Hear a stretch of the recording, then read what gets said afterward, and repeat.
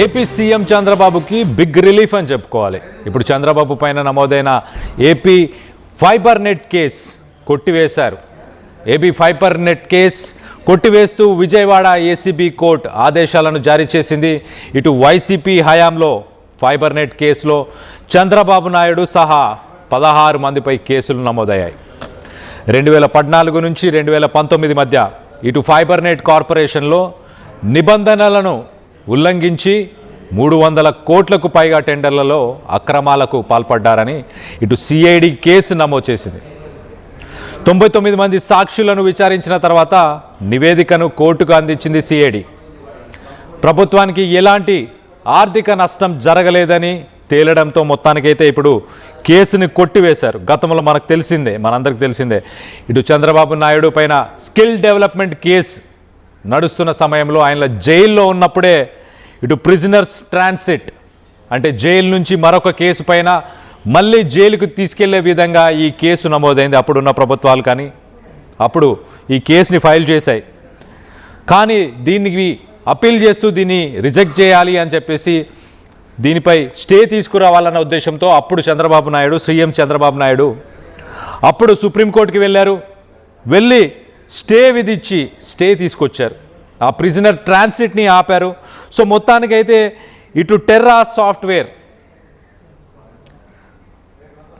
Software అనే ఒక company ఏదైతే ఉందో ఆ కంపెనీ బ్లాక్ లిస్టెడ్ కంపెనీలో ఉండే ఆ బ్లాక్ లిస్టెడ్ ఆ కంపెనీకి ఎలా ఈ టెండర్స్ ఇచ్చారు, 300 కోట్లకు సంబంధించిన ఫైబర్ నెట్ ఆ నెట్వర్క్లో ఆ మెటీరియల్స్ ఏవైతే యూజ్ చేశారో ఆ మెటీరియల్స్ నాణ్యత సరిగ్గా లేదంటూ సో మొత్తానికైతే అప్పుడు ఇటు సీఎం చంద్రబాబు నాయుడు ఆయనతో పాటు ఇంకో 16 మంది పైన ఈ కేసుని విధించారు. ఇప్పుడు దానికి తగిన ఆధారాలు లేవు, ప్రభుత్వానికి ఎలాంటి నష్టం జరగలేదు అని చెప్పి మొత్తానికైతే దీనికి సంబంధించి ఇప్పుడు ఆ కేసును కొట్టివేశారు. దీనికి సంబంధించి మరిన్ని వివరాలు కూడా తెలుసుకునే ప్రయత్నం చేద్దాం.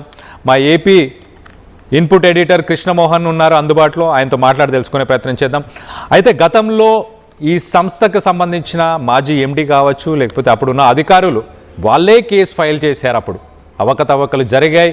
ఒక బ్లాక్ లిస్టెడ్ కంపెనీకి టెండర్ ఇచ్చారు, నాణ్యత లేని సామాన్లను వాడారు, నాణ్యత లేని ఫైబర్ నెట్ని యూజ్ చేశారని అప్పుడు ప్రశ్నించిన ఇప్పుడు వాళ్ళే కేసు వెనకకి తీసుకోవడం ఆశ్చర్యంగా అనిపిస్తుంది. కృష్ణమోహన్, దీన్ని ఎలా చూడాలి అసలు? బేసిక్ గా కళ్యాణ్ ముఖ్యమంత్రి చంద్రబాబు నాయుడికి గతంలో ఉన్న కేసులన్నింటి కూడా ఒకటి బిగ్ రిలీఫ్ ఇస్తున్నాయి కోర్టులని చెప్పాల్సిన పరిస్థితి. ఎందుకంటే ఈ చంద్రబాబుకి 2019 నుంచి 2024 వరకు వైసీపీ ప్రభుత్వంలో చంద్రబాబు మీద దాదాపుగా 4-5 కేసులు నమోదు చేశారు. ఒకటి చంద్రబాబు అసైన్డ్ భూముల్లో అక్రమాలు ఉన్నాయనేది దాంట్లో 2 కేసులు నమోదు చేస్తే ఫైబర్ నెట్ స్కిల్ డెవలప్మెంట్ కేసులో 2 టెండర్లలో పాల్పడ్డారనేది అక్కడ 2 కేసులు, అలాగే ఇన్నర్ రింగ్ రోడ్డు అలాగే ఇసుక లిక్కర్ అక్రమ కేసులు కూడా కొన్ని కేసులు నమోదైన పరిస్థితి మనం చూసాం. అయితే 2024 ఎన్నికల తర్వాత కూటమి ప్రభుత్వం ఏర్పడ్డ తర్వాత చంద్రబాబుకి కోర్టులకు సంబంధించిన దాంట్లో బిగ్ రిలీఫ్ దొరుకుతుందనే చెప్పాలి. ఎందుకంటే ఇప్పటికే చంద్రబాబు మీద అసైన్ భూముల్లో అక్రమాలు సంబంధించిన 2 కేసుల్ని మొన్న కోర్టు కొట్టేసిన పరిస్థితి చూస్తే ఇప్పుడు తాజాగా ఫైబర్ నెట్ సంబంధించిన కేసులు ఏమైతే ఉన్నాయో ఇప్పుడు ఫైబర్ నెట్ లో వస్తువులు కొనుగోలు అక్రమాలు జరిగాయంటూ ఉన్న కేసులకు సంబంధించిన వ్యవహారంలో కూడా ఈరోజు ఏసీబీ కోర్టు బిగ్ రిలీఫ్ ఇచ్చింది. ఆ కేసుని కొట్టేసిన పరిస్థితి. ఇక మిగిలిన కేసుల్లో ఇన్నర్ రింగ్ ఇసుక లిక్కర్ అక్రమ కేసుల మీద ఇంకా విచారణలకు దగ్గరలో ఉన్నాయి. బహుశా ఈ 2 కేసుల్లో మొదట 2 కేసులు ఈరోజు ఫైబర్ నెట్ కేసు కూడా కొట్టివేయడంతో కొత్త చంద్రబాబు రిలీఫ్ గానే వ్యవహారాన్ని అయితే చూడాలి. గతంలో అక్కడ మధుసూదన్ రెడ్డి ఉన్న ఎండీగా ఉన్న మధుసూదన్ రెడ్డి అప్పుడు ఫైబర్ నెట్ కి ఎండీగా ఉన్నారు. ఆయన కూడా కేసులో ఎక్కడ అక్రమాలు జరగలేదు అని చెప్పి ఆయన ఒక స్టేట్మెంట్ ఇవ్వడం ప్రస్తుతం ఉన్న ఎండి కూడా ఎటువంటి అక్రమాలు జరగలేదని చెప్పి కోర్టుకి తమ నివేదికను ఇవ్వడంతో పేపర్ నెట్ కేసు కూడా కొట్టేసిన పరిస్థితి అయితే ఉంది. ఒక రకంగా అయితే ఇది చంద్రబాబు పెద్ద రిలీఫ్ గానే మనం చూడాలి. ఈ కేసుని సంబంధించిన అంశాల్లో ఒక్కొక్కటిగా ఆయన బయటపడుతూ వస్తున్న పరిస్థితి. ఇక మిగిలిన ఇన్నర్ రింగ్ రోడ్డు, ఇసుక, లిక్కర్ అక్రమాల కేసులు యథావిధిగా కొనసాగుతుంది. దానికి సంబంధించిన ట్రయల్స్ ఇంకా జరుగుతున్నాయి. బహుశా సాధ్యమైనంత త్వరలో వీటికి కూడా ఒక క్లారిఫికేషన్ వస్తుంది అనేది చంద్రబాబు తరఫున న్యాయవాదులు చెప్తున్న పరిస్థితి. కళ్యాణ్, అయితే కృష్ణమోహన్, దీనిపై వైఎస్ఆర్సీపీ ఏమైనా స్పందించిందా? వైఎస్ఆర్సీపీకి సంబంధించిన నాయకులు కానీ అప్పుడున్న గవర్నమెంట్కి సంబంధించిన వాళ్ళు ఎవరైనా, ఈ డిపార్ట్మెంట్కి, ఈ మినిస్ట్రీకి సంబంధించిన వాళ్ళు ఏమైనా స్పందించారా? బేసిక్ గా అంటే వైసీపీ వాళ్ళు గతంలో అసైన్ భూములకు సంబంధించిన అక్రమాల కేసులు కొట్టివేసినప్పుడే కొంత మాట్లాడే ప్రయత్నం అయితే చేశారు. జనరల్ గా మాట్లాడతారు కదా, ఒక అధికార పార్టీలో ఉన్న వ్యక్తుల మీద, తన ప్రత్యర్థుల మీద ఉన్న కేసులు కొట్టేసే టైంలో కొన్ని వ్యాఖ్యలు అయితే, కొన్ని విమర్శలు అయితే వచ్చాయి. కానీ ఈ రోజు కూడా ఫైబర్ నెట్ కి సంబంధించిన కేసులు కూడా పూర్తిగా రిలీఫ్ అయితే దొరికిందని చెప్పాలి. బేసిక్ గా వైసీపీ కావచ్చు, లేకపోతే చంద్రబాబుకు వ్యతిరేకంగా ఉన్న పార్టీలు డెఫినెట్ గా కొన్ని మాట్లాడే ప్రయత్నం చేస్తారు. బట్ ఈ విషయంలో మాత్రం డెఫినెట్ గా కొంత రిలీఫ్ గానే చూడాలి. ఈ విషయంలో వరుసగా 2 కేసులు రావడం, తర్వాత దీనికి సంబంధించిన ఆహారంలో కూడా కొంత క్లియర్ గా ఆహారానికి క్లారిటీ వచ్చింది.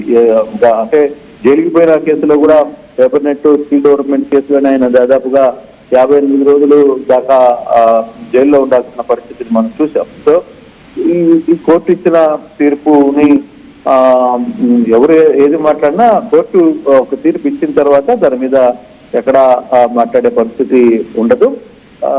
చంద్రబాబు మాత్రం ఇది పెద్ద రిలీఫ్ గానే మనం చూడాలి. Right Krishnamohan, thanks for the latest update. ఒక్కసారి మనం సిరీస్ ఆఫ్ ఈవెంట్స్, అసలు గతంలో ఏం జరిగింది, ఎలా జరిగింది అనేది ఒకసారి చూసే ప్రయత్నం చేద్దాం. ఒకసారి మనం చూస్తే కనుక కరెంట్ ప్రస్తుతం ఉన్న managing director AP state fibre net లిమిటెడ్కి సంబంధించిన గీతాంజలి శర్మ, అలాగే గతంలో ఉన్న ఎండి మధుసూదన్ రెడ్డి, వీళ్ళిద్దరే గతంలో ఈ కేసుని ఫైల్ చేశారు, ఒక కంప్లైంట్ని చేశారు. ప్రస్తుతానికి వీళ్ళిద్దరూ ఇటు ఏసీబీకి, కోర్టుకి అఫిడవిట్స్ని వాళ్ళు దాఖలు చేశారు, సబ్మిట్ చేశారు. చాలా క్లియర్గా ఆ అఫిడవిట్స్లో ఏముంది అని అంటే, ప్రస్తుతానికి ఫైనాన్షియల్ లాస్ రాష్ట్రానికి, రాష్ట్ర ప్రభుత్వానికి కానీ ప్రజలకి కానీ ఎలాంటి ఫైనాన్షియల్ లాస్ జరగలేదు ఈ ప్రాజెక్ట్ ద్వారా. అందుకే ఈ కేసుని వెనక్కి తీసుకోవాలనే రిక్వెస్ట్ని దాఖలు చేశారు ఇటు గీతాంజలి శర్మ, ఆయన డిజిగ్నేషన్ వచ్చేసి మేనేజింగ్ డైరెక్టర్, ఎండి, ప్రజెంట్ ఎండి, అలాగే ఆ గతంలో ఉన్న ఎండి మధుసూదన్ రెడ్డి, వీళ్ళిద్దరు కలిసి ఈ కేసుని వెనక్కి తీసుకోవాలని రిక్వెస్ట్ చేశారు. సో వైఎస్ఆర్సీపీ లీడర్స్ కూడా కొంతమంది దీనిపై స్పందించారు. ఇటు పి గౌతమ్ రెడ్డి ఒక ప్రొటెస్ట్ పిటిషన్ని కూడా ఆయన కోర్టుకి దాఖలు చేశారు.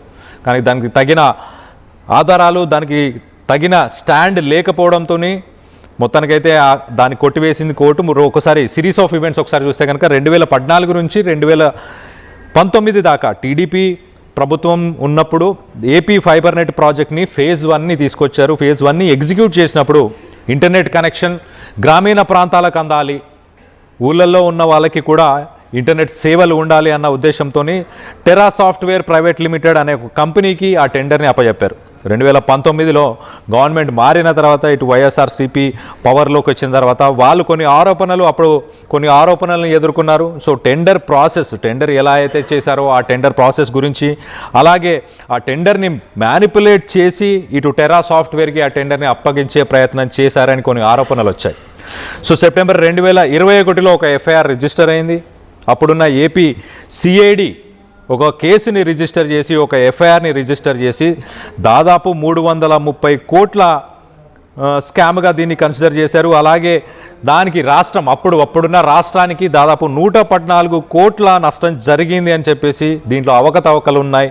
అలాగే దీంట్లో స్టాండర్డ్ మెటీరియల్స్ని వాడలేదు అని చెప్పేసి కేసు అయితే ఫైల్ చేసే ప్రయత్నం చేశారు. సో కేసు ఫైల్ చేసిన తర్వాత సెప్టెంబర్లోనే 2023 చంద్రబాబు నాయుడుని అరెస్ట్ చేసే ప్రయత్నం, అంటే ఆయనని స్కిల్ డెవలప్మెంట్ కేసులో ఆల్రెడీ అరెస్ట్ చేసిన తర్వాత సిఐడి ఇటు ప్రిజనర్ ట్రాన్సిట్, ఇటు ఈ కేసుకి సంబంధించి కూడా ఆయనని మళ్ళీ ట్రాన్సిట్ అంటే మళ్ళీ జైలుకి తీసుకెళ్లే ప్రయత్నం, ఒక జైలు నుంచి ఇంకొక కేసు మీద మళ్ళీ రిమాండ్కు తీసుకునే ప్రయత్నం, ఒక అరెస్ట్ వారెంట్ని కూడా రిలీజ్ చేయడం జరిగింది. నవంబర్ 2023లో ఇటు సుప్రీంకోర్టుకి ఇటు అప్పీల్ చేసుకున్నారు సీఎం చంద్రబాబు నాయుడు. అప్పుడు సుప్రీంకోర్టు ఆయనకి యాంటిసిపేటరీ బెయిల్ని గ్రాంట్ చేసింది, ఒక ప్రొటెక్షన్ని కూడా గ్రాంట్ చేసింది. ఫైబర్ నెట్ కేసులో ఆయనని అరెస్ట్ చేయకూడదు అని చెప్పేసి సుప్రీంకోర్టు నుంచి ఉత్తర్వులు తీసుకొని వచ్చారు నవంబర్ 2023లో.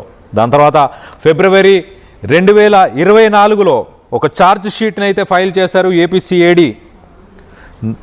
ఇటు సీఎం చంద్రబాబు నాయుడు ఆయన అక్యూజ్డ్ 25A25గా ఆయన పేరుని ఇంక్లూడ్ చేస్తూ జతపరుస్తూ ఆయనతో పాటు ఇంకొంతమంది కలిసి పర్సనల్గా లబ్ధి పొందడానికి ఇటు కొంతమంది అధికారులని ప్రెషరైజ్ చేశారు. ఏదైతే ఖర్చు ఈ ఏపీ ఫైబర్ నెట్కి సంబంధించిన ఖర్చుకు సంబంధించిన ఎస్టిమేట్స్ని మార్కెట్ రేట్ల కంటే ఎక్కువగా చూపించి ఈ బ్లాక్ లిస్ట్లో ఉన్న టెర్రా సాఫ్ట్వేర్ కంపెనీకి ఇచ్చే ప్రయత్నం చేశారు అని చెప్పేసి ఒక ఛార్జ్ షీట్ అయితే ఏపీసీఐడి ఫిబ్రవరి 2024లో ఫైల్ చేసింది. దాని తర్వాత మనం చూస్తే ఇటు జూన్ 2024లో టీడీపీ మళ్ళీ ప్రభుత్వాన్ని ఏర్పరిచింది. సో దాని తర్వాత ఒక్కసారిగా పొలిటికల్ ల్యాండ్స్కేప్ షిఫ్ట్ అయిందని చెప్పుకోవచ్చు. ఇప్పుడు టీడీపీ అలయన్స్ అలాగే సీఎం చంద్రబాబు నాయుడు సీఎంగా మళ్ళీ పదవి ఆరోహణ చేసిన తర్వాత ఇప్పుడు నవంబర్ 2025లో అదే ఏపీ స్టేట్ ఫైబర్ నెట్ లిమిటెడ్కి సంబంధించిన ఆఫీషియల్స్ వాళ్ళు ఇప్పుడు ఏసీబీ కోర్టులో అఫిడేవిట్స్ని వాళ్ళు దాఖలు చేశారు. ఏమని అంటే ఆ ప్రాజెక్టు వల్ల రాష్ట్రానికి, రాష్ట్ర ప్రభుత్వానికి, రాష్ట్ర ఖజానాకి చేసిన ఖర్చుకి ఎలాంటి నష్టం చేకూరలేదు కాబట్టి దీన్ని వెనక్కి తీసుకోవాలి అని చెప్పేసి అప్పుడు కంప్లైంట్ చేసిన వాళ్ళే ఇప్పుడు వెనక్కి తీసుకోమని అడిగారు. మొత్తం మీద డిసెంబర్ 13, 2025 ఈ కేస్ క్లోజ్ అయిపోయింది. ఇప్పుడు సీఎం చంద్రబాబు నాయుడికి ఇది ఒక బిగ్ రిలీఫ్ అని చెప్పుకోవాలి. ఎందుకంటే స్కిల్ డెవలప్మెంట్ కేసుకి సంబంధించి ఆయనని జైలుకు తీసుకెళ్లిన సమయంలో ఇది మరొక కేసు. దీన్ని అరెస్ట్ వారెంట్ని ప్రొటెక్షన్ అంటే ఒక యాంటిసిపేటరీ బెయిల్ తీసుకొని రావడానికి సుప్రీంకోర్టుకి వెళ్ళి వచ్చారు. సో మొత్తం మీద ఇలాంటి ఒక కేసు కొట్టివేయడం, ఇటు ఏసీబీ కోర్టు ఎలాంటి నష్టం జరగలేదు ఇటు ప్రభుత్వానికి కానీ ప్రజలకి కానీ అని చెప్పేసి కేసుని కొట్టివేయడం, క్వాష్ చేయడం వల్ల మొత్తానికైతే ఒక బిగ్ రిలీఫ్ ఇటు సీఎం చంద్రబాబు నాయుడికి అలాగే టీడీపీకి సంబంధించిన శ్రేణులందరూ కూడా హ్యాపీగా ఉన్నారని అనుకోవచ్చు. సో మొత్తం మీద దీనికి సంబంధించి మీరేమనుకుంటున్నారు? ఈ అలిగేషన్స్ ఇవన్నీ పరస్పరం ఒకరిపై చేసుకోవడం కామనే, కానీ దీంట్లో ఎంత వాస్తవం ఉంది లేదు అన్న దానిపై మీ అభిప్రాయాలను కింద కామెంట్ రూపంలో తెలియపరచండి.